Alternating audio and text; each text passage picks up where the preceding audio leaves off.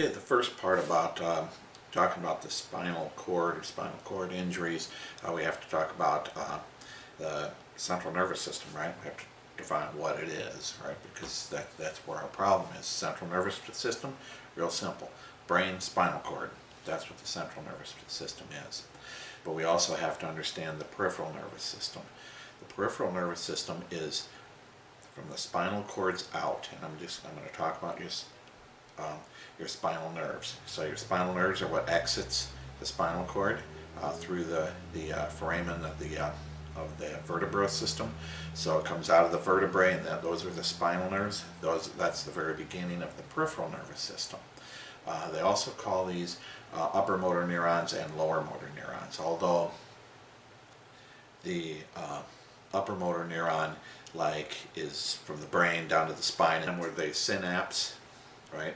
So then where they synapse is, from the synapse and then going out to the body, that from that synapse out is the lower motor neurons. So we got the central nervous system, the peripheral nervous system. We also talk about afferent and efferent nerves, right? Afferent nerves, right? They are shaped like the A, right? They start out in the periphery and come into the brain, right? All out here, all right up into the brain. Boom. Afferent neurons. Efferent neurons, they're coming from the brain, going out and out like an E, right? E, boom. So the efferent neurons going out to the brain. Now, knowing that, you know exactly what they are, what kind of nerves they do, what kind of functions are going to be. Sensory nerves, right? I touch something and I can feel it, right? That's a sensory nerve. It's starting out here in my fingers and it works to my brain. Sensory nerves, those are the afferent nerves, right? So the efferent nerves, what are they? They're the ones that starts in the brain and the message goes out and tells something to move, right? So our motor neurons, right, the things that tell all of our skeletal muscles to move, but don't forget about the autonomic neurons, right? We also have neurons, efferent neurons coming from the brain going out from the autonomic nervous system, right, and telling them to move and do things, right? Our heart has to be told, right? So it's kind of, those messages, we don't have to think about it, but the messages get messages from the brain that will regulate heartbeat and regulate all that stuff, although the heart is probably a bad example because we talk about the automaticity of the heart, but the glands releasing different things, releasing their juices, right, or whatever they're doing, their hormones and stuff. So we got our glands, we got smooth muscles, right, the smooth muscles which cause vasoconstriction, cause peristalsis, right? So those are all things that we don't have to think about, but they are done by efferent nerves. And when we talk about the efferent nerves, there's some terms that you've got to make sure that you know, because I'll probably be using them, you'll be reading them in the books. The somatic nerves, right? They are part of the system that we have control of. I want to make a fist, right? I had complete control of that, so it's somatic. And you also might see those called pyramidal.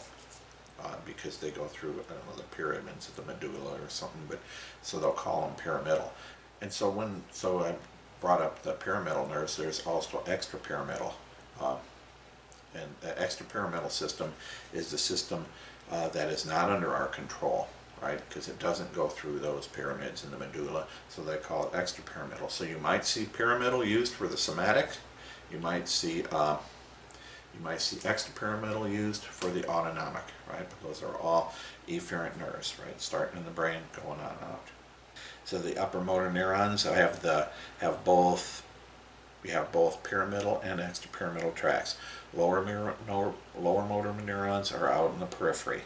That's kind of important to remember that, because we're going to be talking about reflexes and different things, so you got to kind of have that down. An important thing to know is how the spinal nerves are named. What the spinal nerves are is they are the nerves that come out of the spinal cord, right, and out into the body. So, as you can see, I've drawn the brain, spinal cord, and every one of these little things represents a spinal nerve going out to the body. Right, so now I've got this cross section here of the spine, and what we've got here is it's like we just cut through there and looking straight down on one of the pieces or up on it, whatever. And the back here, the top here represents the back, right? The dorsal, or the posterior portion of the spine, right? So if you were looking at me, straight through me, what you'd be looking at is from this way. You'd be looking at the bottom here, looking up at it. So this here is the anterior portion, this is the posterior portion. That's how they're always drawn out. So you've got the spine, the cord here, the spinal cord here, and around the outside, this is all the white matter. This butterfly-shaped little thing in here, that is the gray matter. And in the middle is a round hole, right? It's just a canal that goes all the way from the top to the bottom, and that just allows cerebrospinal fluid to go down into the spine and keep it all moist. So it's part of the cerebrospinal fluid circulation. And I've got in the back here, you've got your dorsal columns, and we'll talk about that in a little bit. But now these represent the spinal nerves. Each one of these little nerves coming out, that's one of these, right? This is the spinal nerve, right? You've got the dorsal spinal nerve, which sensory nerves come through that, and you got the motor spinal nerve down here, which motor nerves come down from the brain and out through that. So the anterior or ventral root is motor, the posterior or dorsal root is sensory, right? And you always have the little knot there in the dorsal root because the ganglia actually are out here, so the synapsing takes place out here in the sensory nerves. So from here on out would be lower motor neuron, right? And the synapses take place in here on the motor neurons. So that's what this represents, each one of these. So up here we've got 8 cervical nerves. And you might think to yourself, we only have 7 vertebrae, right? 7 cervical vertebrae. C1 to C7. If you ever in X-ray, that's what they're trying to do. They're always trying to get those cervical spines or those cervical vertebrae. So you've got what happens is the first cervical spinal nerve goes over the top of the first vertebrae. The other ones, though, there's 12 thoracic nerves, 12 thoracic vertebrae, 5 lumbar nerves, 5 lumbar vertebrae, right? So those ones all line up okay. And the way these are numbered, C1 up here, all the way down to C8. C1, 2, 3, 4, 5, 6, 7, 8. Then you go into the thoracic nerves, the T1, T2, T3, T4, all the way down to T12. And then you got L1 for the lumbar, L1 all the way down to L5.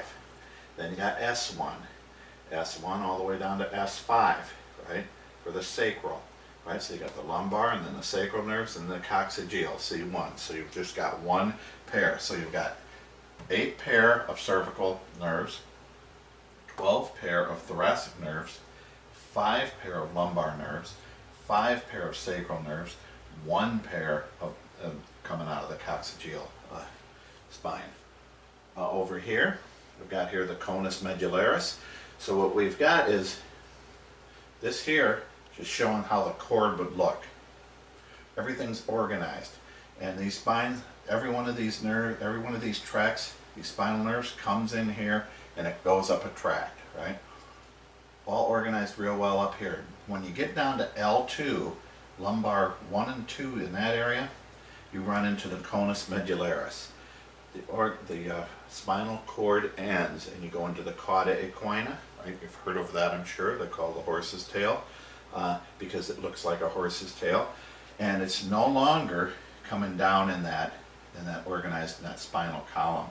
What it's doing is it comes down, they all come down individually, they look like a horse's tail, but they still exit. You still have them exiting out through the lumbar vertebrae and out through they're still coming down and exiting through the sacral, right? So, and you can see that they just come down and then go on out into the lower portions of the body, even though they're not coming down the spine like this anymore, right? They're just coming down and out.